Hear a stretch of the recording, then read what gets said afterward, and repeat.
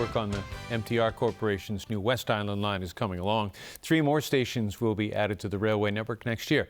As Vicky Kung reports, 2 of the stations will have special lifts to carry passengers directly to exits on the hillside. From the underground straight to the University of Hong Kong in less than 30 seconds.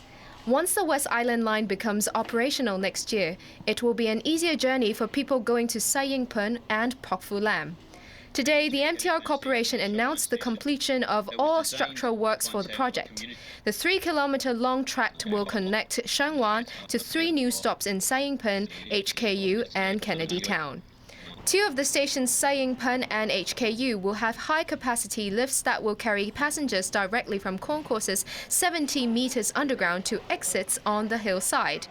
Of the 6 exits at HKU station, 2 have lifts that go straight to Pak Fu Lam Road and Ha King Wong Building at the university. In Sai Ying Pun, there are 8 lifts that can bring passengers to 1st Street, 2nd Street and Bonham Road. Each elevator can carry up to 28 passengers in one go. But what if they break down? Some exits only have these lifts to get people out of the station. The 2 deep stations have 6 entrances, then people would be directed to other entrances. As the MTRC expects a lot of people using these elevators, it will conduct trials to see what queuing methods work best. This is the future platform of the HKU station. MTR said it will be refurbishing the floors and walls in the coming 2 months, colouring up this place in lime green. Toilets will also be built inside paid areas at all 3 stations. Vicky Kung, TVB News. The government is defending changes on its website which referred to no set ceiling on the number of free-to-air television licenses to be granted. Hong Kong Television Network, which was denied a license, said the no set ceiling clause was deleted from the website of the Commerce and Economic Development Bureau earlier. It was later added back. But the government said this was just regular updating of its website. Chief Executive Leung Chong-ying denied that issuing only 2 new licenses stifles the industry. He said there will be 2 more licenses than before.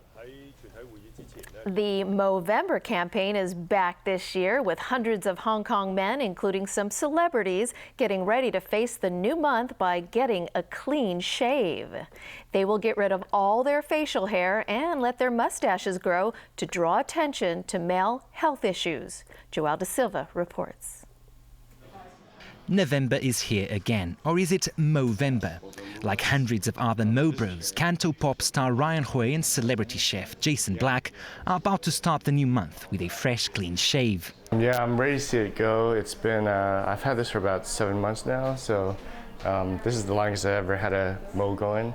And so I'm glad to shave it off, start over for Movember. I've grown this for about 10 days, and I wanted to see what it would look like to get something quite stylized and a lot of fun.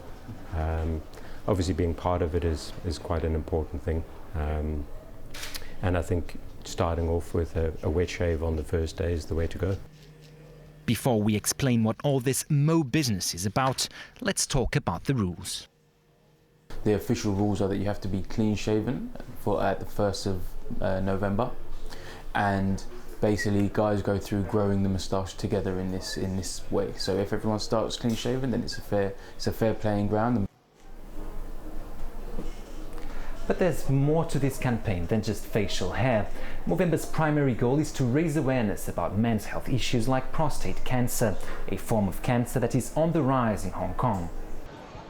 Although it is the 3rd most common type of cancer among men here, the male public remains largely ignorant about this health problem, which makes the importance of this campaign self-evident.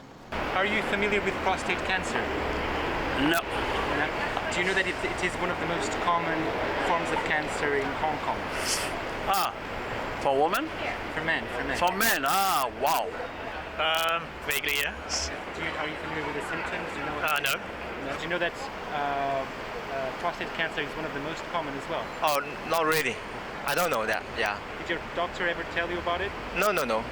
Some 1,800 Mobros in Hong Kong joined the Movember 2012 campaign, including 3 anchormen from this company. The campaign raised $4.5 million, 65% of which went to cancer research. Joel De Silva, TVB News. All right, Chris, you contributed to this very worthy cause last year. Are you going to do so again this year?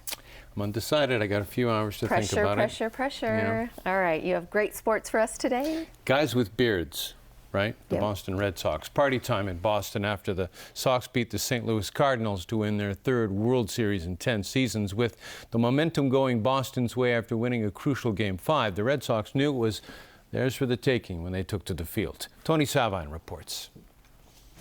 Leading 3-2 going into Game 6, the Boston Red Sox knew they had a real chance to wrap this one up on home turf. And the home fans soon had plenty to cheer about when Shane Victorino sent the Red Sox on a 3-run spree at the bottom of the third.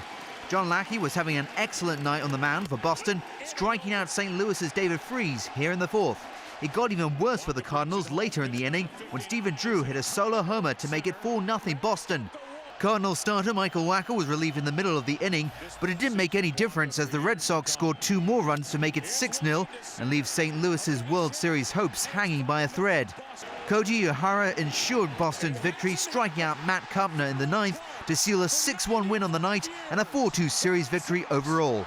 Boston's manager said the World Series triumph was the perfect tonic for a city still carrying the scars of the marathon bombing. In a time of need, in response to a tragedy, you know, I go back to our players understanding their place in this city. They kind of, for lack of a better way to describe it, they get it. They get that there's, I think, a civil responsibility that we have wearing this uniform, particularly here in Boston. Farrell's opposite number said his players gave all they could. There were plenty of things that we had to overcome, and our guys did it with style and class, and I think in a way that represents this organization well. So while it's heartbreak for St. Louis, it's joy for Boston as they celebrate their third World Series in 10 years. Tony Savine, TVB News. Football now, and Tottenham scraped through to the last 8 of the League Cup after surviving a penalty shootout against Hull last night. Spurs won 8-7 on penalties after the match finished in a 2-all draw. Manchester City, meanwhile, avoided the lottery of penalties with Newcastle. Alvaro Negredo and Edin Dzeko scored in extra time to send City into the quarter-finals. And finally, Pope Francis has made it a point to reach out to the people. But at a recent event at the Vatican, one of the people decided it was time to reach out to the pontiff. Here's James Aiken. There is following scripture, then there is following the script. And one little boy attending this homily had no interest in the latter. It was a celebration of Family Day at St. Peter's Square. Pope Francis was doing his part, delivering inspiration to the faithful about the role of grandparents. The little guy had been sitting with a group of young children next to the stage when he suddenly decided he wanted a better view. After making himself comfortable on the Pope's chair, and other folks on the stage very uncomfortable, it wasn't long before the young man went in for an even closer look. As thousands looked on, the pontiff received a surprise wardrobe inspection. Even an offer of candy from security couldn't deter the little boy. Pope Francis took it in stride and tried to stay on message. So, why not take a few snapshots of this special moment? After all, this was a day about family. James Aiken, TVB News.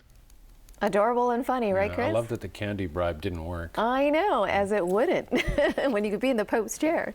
And that is a wrap of our news. Thanks for watching. Good night.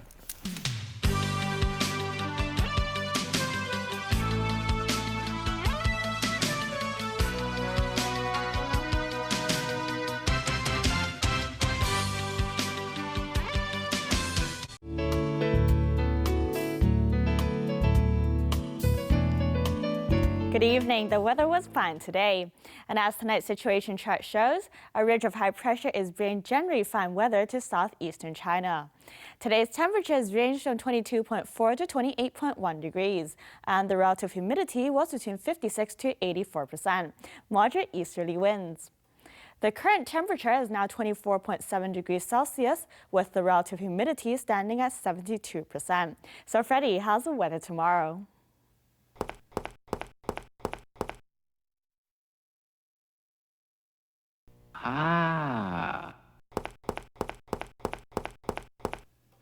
It will be fine tonight and tomorrow. Temperatures will range between 23 and 29 degrees. Winds will strengthen and there will be showers over the weekend. Tomorrow's API is forecast at 30 to 100 and the pollution level will range from medium to high. The maximum UV index forecast for tomorrow will be about 6. And here's the latest global weather update. Cloudy in Shanghai and Xiamen, rain in Taipei. Sunny in Guangzhou, bright in Macau, showers in Chengdu.